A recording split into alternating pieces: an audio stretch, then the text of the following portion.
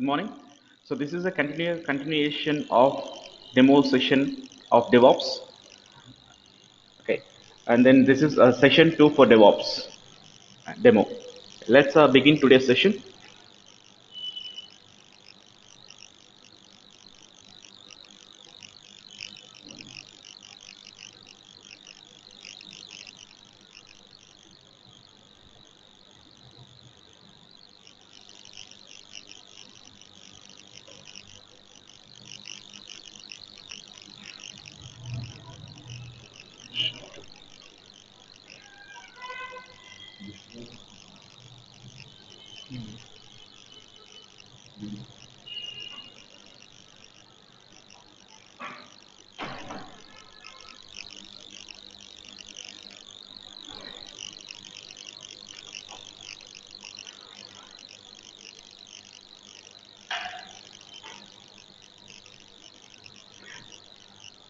Is my voice clear, everyone?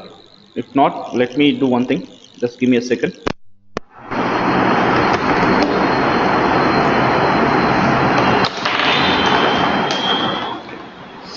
I hope you didn't have any disturbances, I guess now. Okay. So there was a problem with my headset. Right. So this is our demo session 2. Okay. Let's begin today's session. And today, in today's session, we look into configuration management.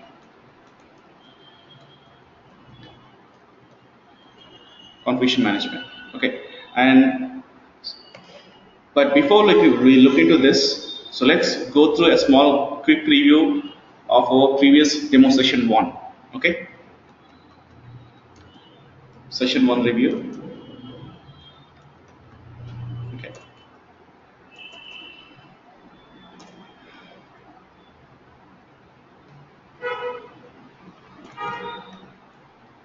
So yesterday we have discussed what is continuous integration and then continuous deployment. Okay, CI and CD activities, right?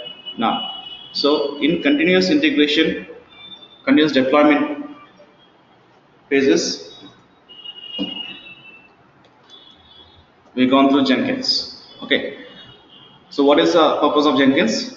To design, it provides a platform to design the DevOps automation process.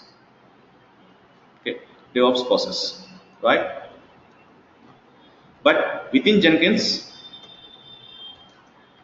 we have seen how to integrate the tools. We have seen how to integrate tools like Ant, Maven, SVN, Github.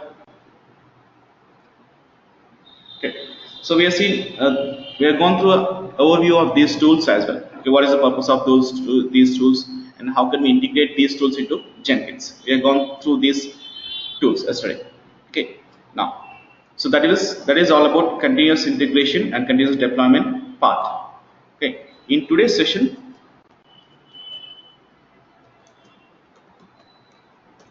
we'll look into configuration management part. Okay, configuration management part. This is our agenda for today. Okay, now, but what is configuration management? Okay, configuration. Okay, let me show you something in through Paint. Okay, let me open something in pictorial form. Okay, so look at here. I have some servers. Just say I have some client systems. Okay, these are the client systems. Okay, I have so and so clients now. Okay, these are all my clients, but they are not actual clients. Okay, to be speaking technically, okay, they are some servers. What kind of servers? They might be UAT servers. Okay, there might be UAT servers or production servers or pre-production servers, right? Or else some dev servers. Okay, we have some dev servers as well, right? So they might be clients for your remote server. What do you mean by remote server here? Look at here. So I have a server here. Okay, this is my remote server. Okay, this is a server. That's a remote server. Okay. Now, what is the purpose of the remote server? Okay. The purpose of remote server is you can connect to your clients. You can connect to your clients, right? Connect to your clients remotely. What do you mean by remotely? I think you people know what is remotely. That means I'm sitting in Hyderabad. That is my where server is located. But I want to configure some Java. That means I want to install some Java, Tomcat, or Nagios, whatever. So I want to install these things on my client systems. Okay. Then how do I do? I just connect to these machines remotely, log into the each and every machine, install the particular configuration. For example, I want to install this, say Java. I want to install Java. Okay. And then I want to install some Tomcat. Okay. Now some Nagios. So I want to install these configurations on my client systems. Okay. On these client systems. I will install them on these client systems. Okay. How do we do? So as we know, we connect to each and every client systems from remote servers. Like connect to these client systems remotely, and then install all this Java, Tomcat, and Nagios or whatever. Install them and then log in, log out. So every time you need to install to each and every client system from remote system, log into that client system, install them, log out, log in, install, log out. So if you have 100 systems, so you need to log in 100 times, install it, and log out 100 times. So if you do like this, it will take hours. Okay, it will take about 5 to 6 hours. So that is manual effort.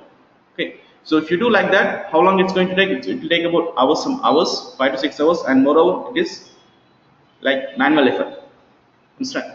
So if you want to avoid these activities, these manual activities, then what is the solution we have? Automation. Okay, so what is automation? Okay, here I want to use some automation tools. With the help of those tools, I can go with automating these configurations, right? That is what we call configuration management. Okay, so that is our topic today.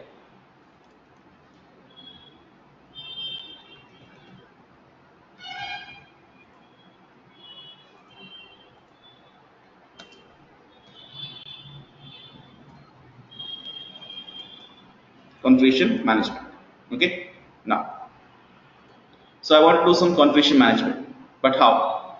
Okay, first we need to select a tool.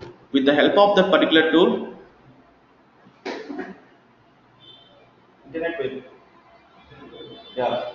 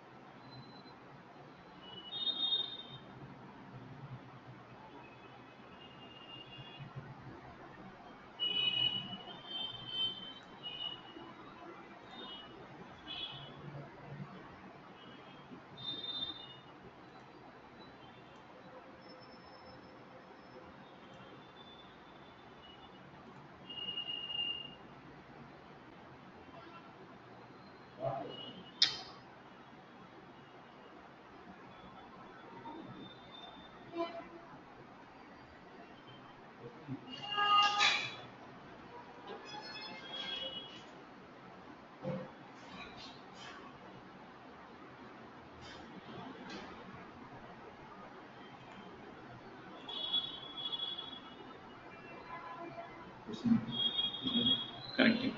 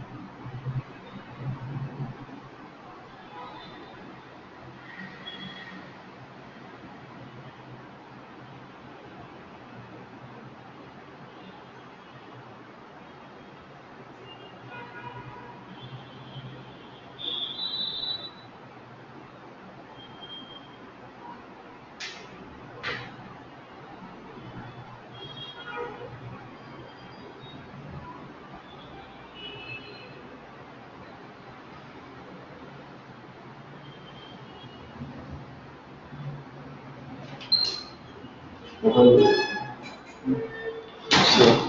Boziyunda, so try it. Dale.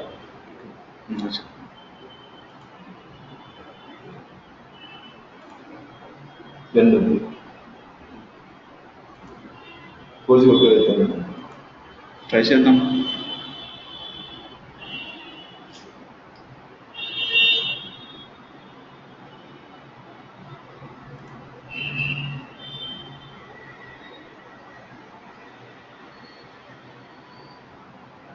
Restart first.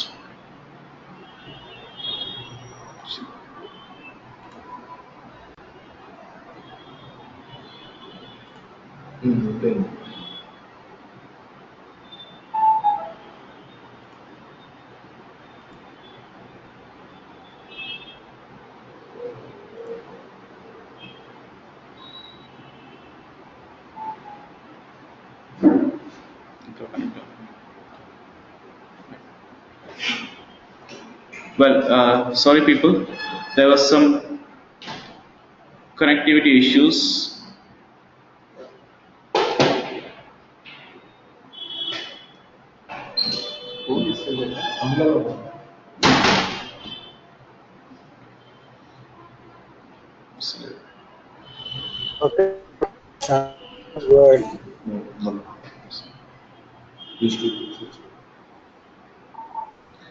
Okay. Good. Please hang on, people. There's some connectivity issues. Please give me 2 minutes.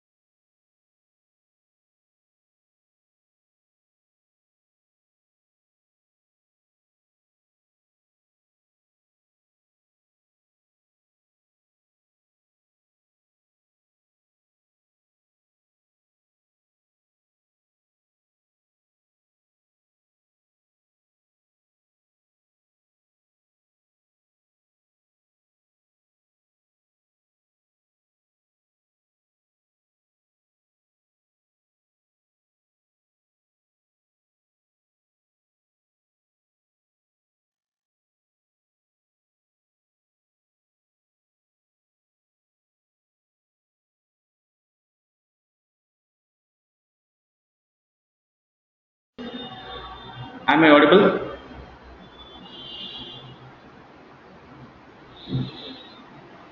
Hope I should be audible now. Yeah, Krishna. Please. Okay, thanks for responding. Okay, sorry people, really apologize because there's some because of some connectivity issues.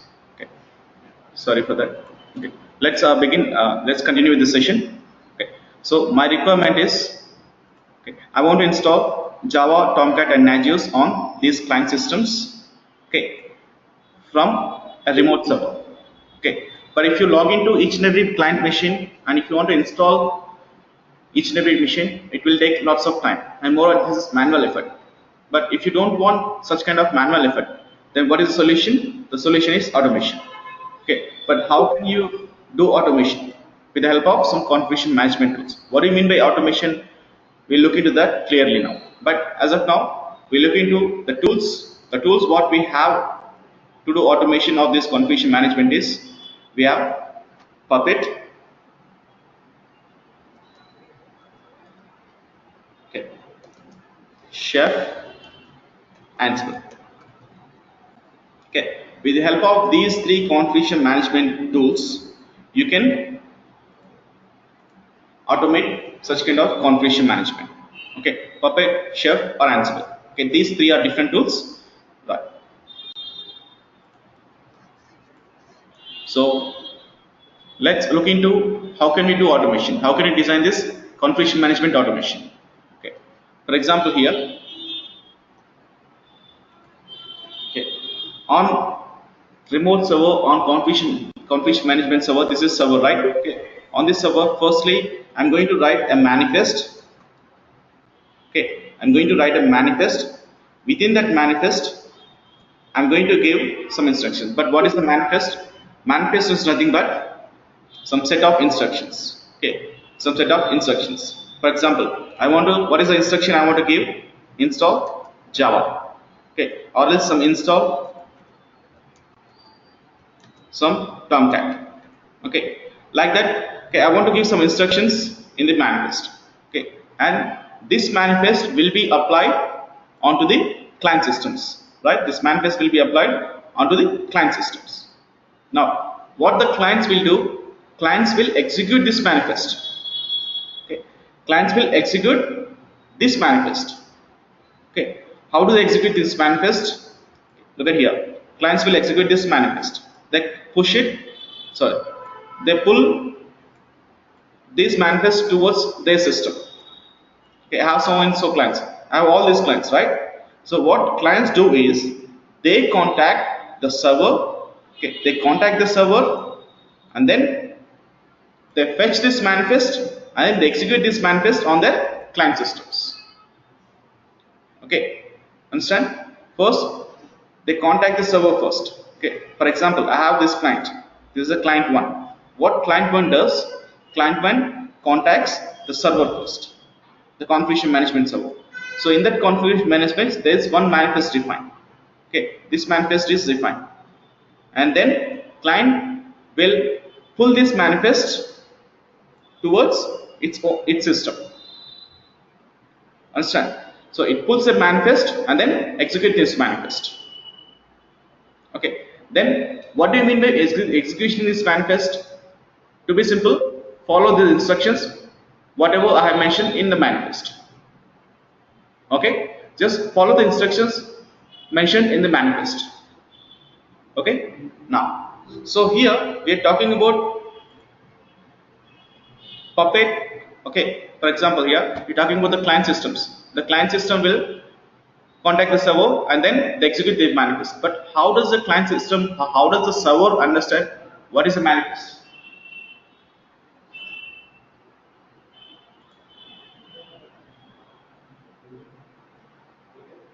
How does the client or server understand what is a manifest? Okay, they don't understand manifest first of all. Either client or server don't understand manifest. Okay, they understand the manifest only with the help of these tools. For example, I have Puppet. Okay, so I have Puppet. First, what I need to do is I need to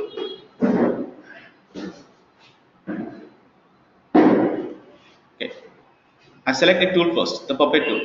Okay, what Puppet tool does is I need to install the Puppet first.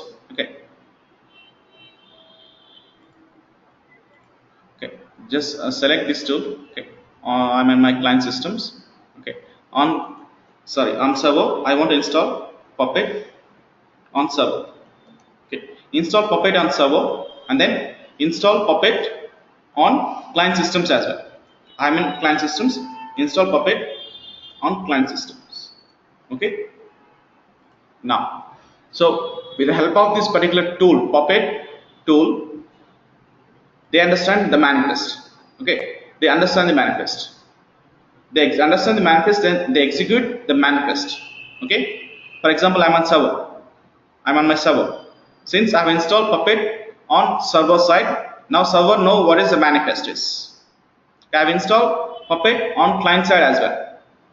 Okay, now client understand how to execute this manifest. How to execute this manifest. How to pull the manifest and then how to execute that manifest. Okay, they execute that manifest, and also executing manifest is nothing but follow the instructions mentioned in the manifest. Understand? Right. So that is, we call it pull mechanism. Okay, that is, we call it pull mechanism. Pull mechanism. Okay, so we call it pull mechanism. What is a pull mechanism is clients contact the server and they pull the manifest towards their system and execute that manifest. Okay, that is what we call pull mechanism. Now, Puppet, we have Puppet and Chef. Okay, Puppet and Chef uses pull mechanism. Okay, Puppet and Chef uses pull mechanism. Puppet and Chef.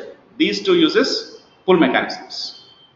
Okay, but whereas Ansible, for example, you have Ansible tool. Okay, what Ansible does? Ansible will push that manifest onto the client system. Okay, so what do you mean by pushing here? Just quite opposite to the pull. Okay, for example, I have this manifest on server side. Okay, so server will push onto client systems. Okay, but whereas Puppet and Chef, what they do, the clients has to contact the server and then they pull that manifest. But whereas if we use Ansible, we need to follow the push mechanism. What is the push mechanism is? From server itself, we need to apply that manifest onto the client system. That's a major difference between Puppet, Chef and Ansible. And one more major difference is, I was talking about these configurations, right? Okay, I was talking about these configurations. What do you mean by configurations here? See, I'm installing Puppet server first of all. Okay, we need to install Puppet server on server first, right? And we need to also install Puppet clients on client systems as well. That means I'm installing that particular tool, whether Puppet or Chef. Select the particular tool, but we need to install that particular tool on Puppet server as well as Puppet client systems, or Chef client or Chef servers. Okay, so we can install it on Puppet server. It's very easy because only one server, so I can install it. But what if we have on the client side, if we have 50 systems, 50 client systems, what do we need to do? You need to install this Puppet client on all the 50 systems. Okay, we need to install this Puppet client on all the 50 systems. But configuring that Puppet or Chef, it's only on client systems, it's only one time activity. We know this. But still, I don't want to do that. I don't want to follow the Puppet client installation on client sides as well. Okay, then what is the solution? Solution is Ansible. That means without installing Ansible on client side, you can do configuration management. But remember, we need to install on servers, Ansible servers. We need to install on Ansible servers. Okay, that means we need to install only Ansible on server side. There is nothing to install on Ansible client machines. Okay, now I'm saying that we don't install anything in Ansible on client servers. Then how does server knows where is the client? What is this clients? Then you need to do some configurations in Ansible server side itself. We have some host files. Within the host file, we need to mention the IP addresses of the client systems. Okay, but that comes under configuration management part. We'll look into that part. So when we start with that particular tool. Okay, you understand the major difference? Okay, if we summarize the major differences between these two tools. Okay, so for configuration management, we have three tools: Puppet, Chef, Ansible. Okay, then what is the major difference between these three tools is, see, Puppet, Chef uses pull mechanism.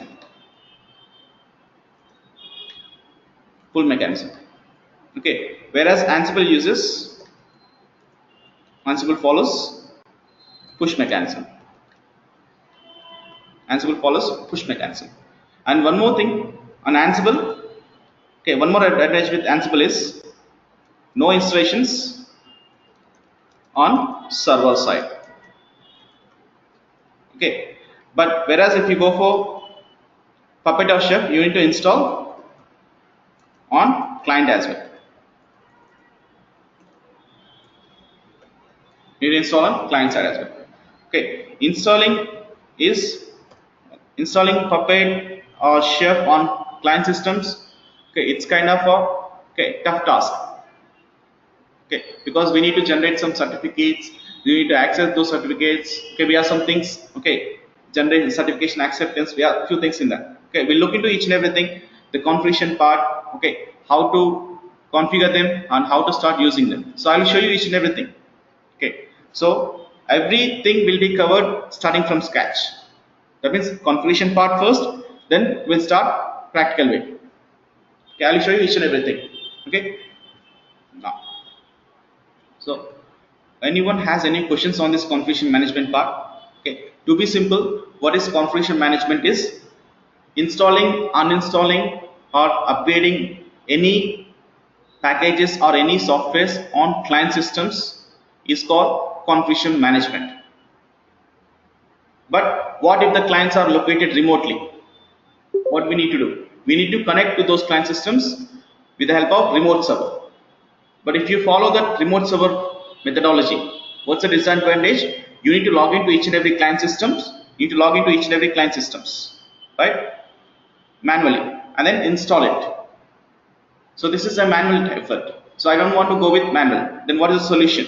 The solution is configuration management tools.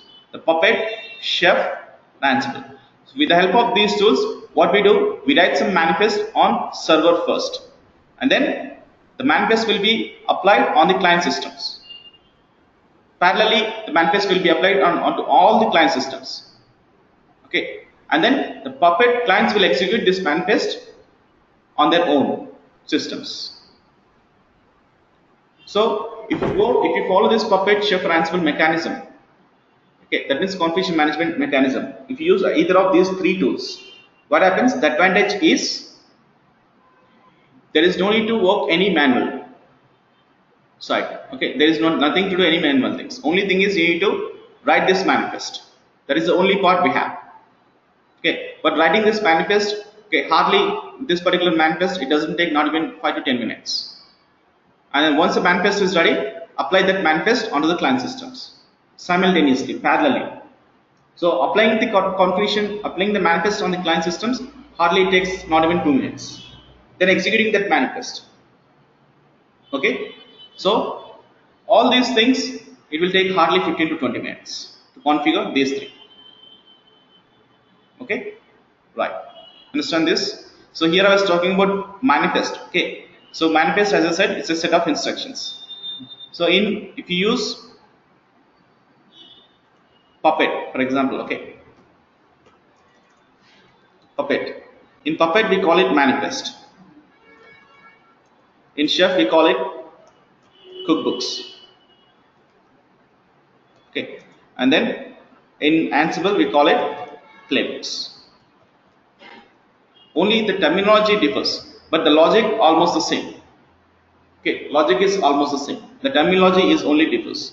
Okay, that's why if you understand one configuration management tool, it's easy to understand the other configuration management tool. Okay, so as of now, we have got very good demand for Ansible tool in the market. Okay, so there is a question here. The question is that, okay, do we need to know any scripts to write this manifest or cookbooks or whatever? Yeah. Okay, Chef, Puppet and Chef understands Ruby scripts. Okay, Ruby scripts. But whereas, yeah, Puppet and Chef, they understand Ruby. Okay, whereas Ansible understands the Python script.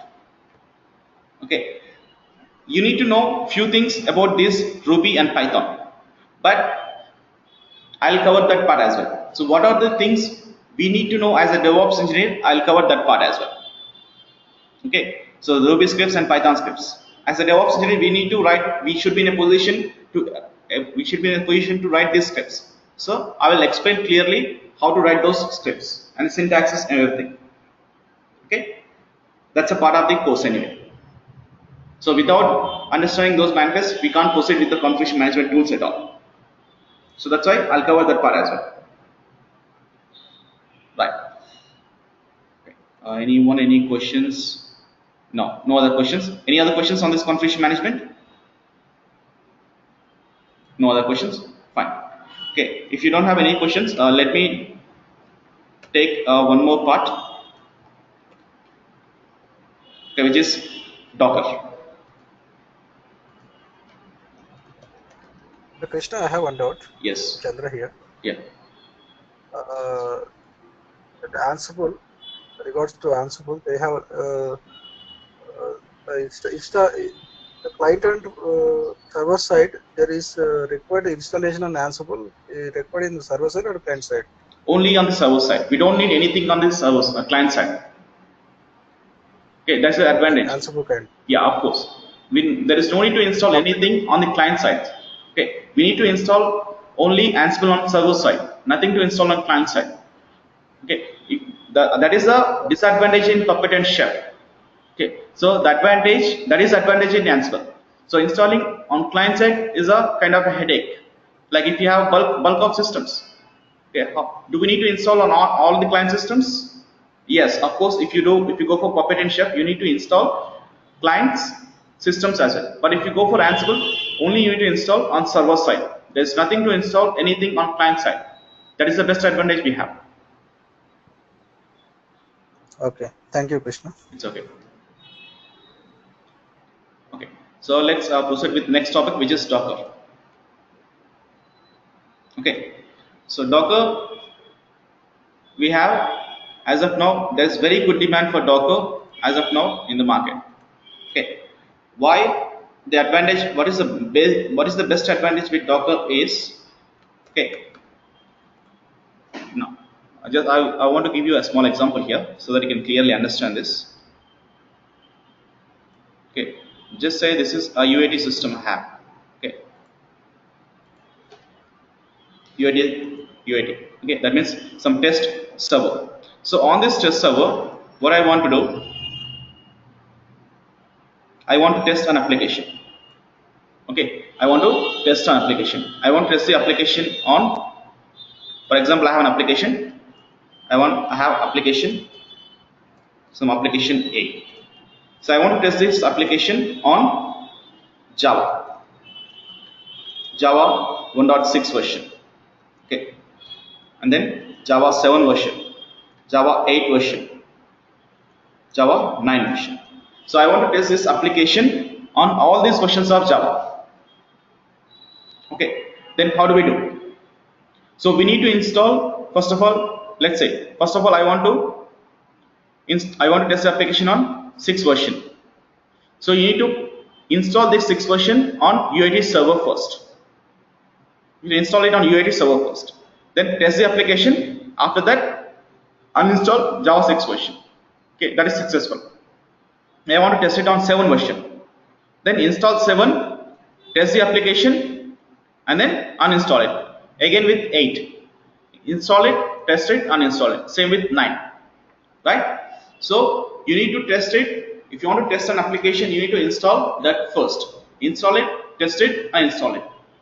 So like that we need to do for 6, 7, 8 and 9 version. So that is manual work, and moreover it's time taking. And the other disadvantage here is you need to configure it, you need to install it. That is a disadvantage here. So configuring is a big disadvantage. That means installing is a big disadvantage. The reason is it will take lots of time. Moreover, sometimes the installation also may get failed. If the installation will get failed, then you need to debug it, why it's going wrong. Okay. Now the solution is, okay, I want to use these versions, I want to install these versions on UAT without installation. Okay, understand? That is the scenario. The scenario is installing, okay, use it without install. Use it without installation. Understand? Use it without installation. How is it possible? Okay, that is very much possible with Docker. So that is the purpose of Docker here. Okay, the purpose of the Docker is you can install anything on some machine and you can start using it. Sorry, not installing, sorry, I was wrong. Okay, small mistake. Okay. So you can use any applications, okay, without installation with the help of Docker. Okay, Docker has got some images available for all these applications. Not only for Java, I'm talking about any applications, any software. For each and every application, they have some images available.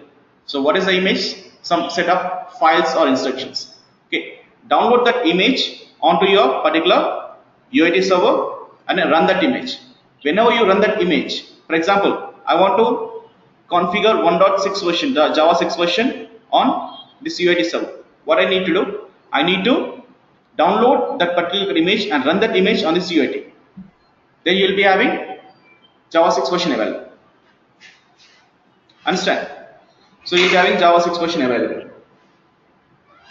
Okay? So then stop that Java 6 version image. Just stop it. Nothing to configure, nothing to uninstall, nothing to configure.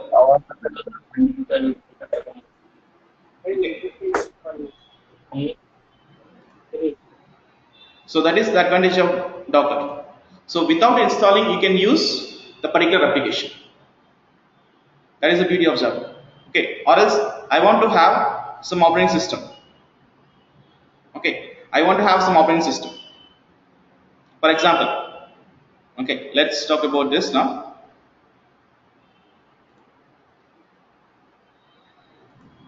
Okay, on my UAT, okay, I have some Red Hat Enterprise Linux.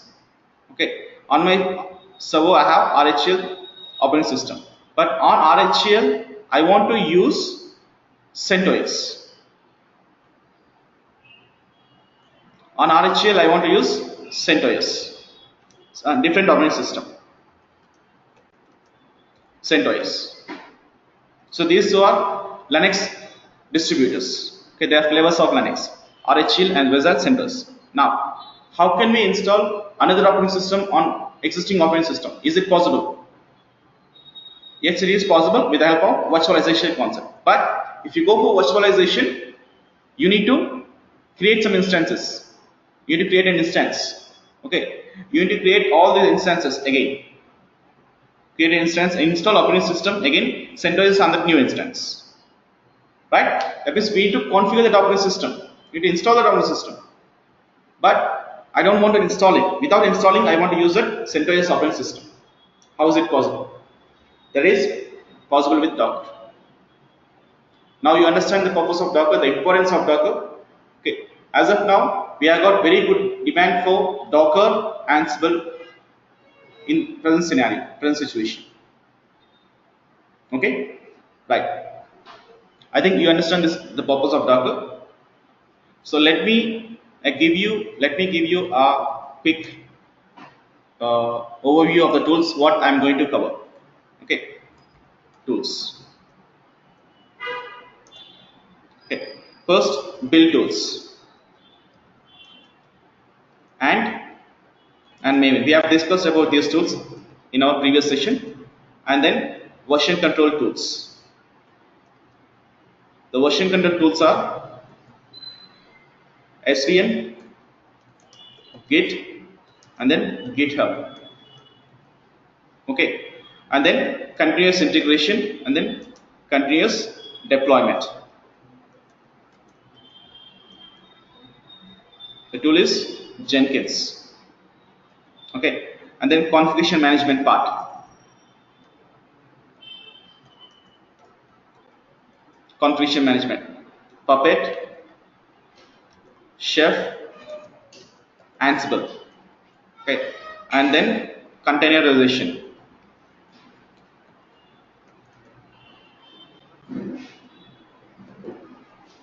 Docker. Okay, and then Vagrant. Okay, and then ITIL process. Okay, so like 2, 5, 6, okay, 9, 10, 11, 12 tools. Okay, so I'm going to cover these 12 things in the as a part of this course. Okay, right. So that is the end of the demo session. Okay, we had one session yesterday, and we have one more session in our yesterday. Okay. Yeah. Next session to improve.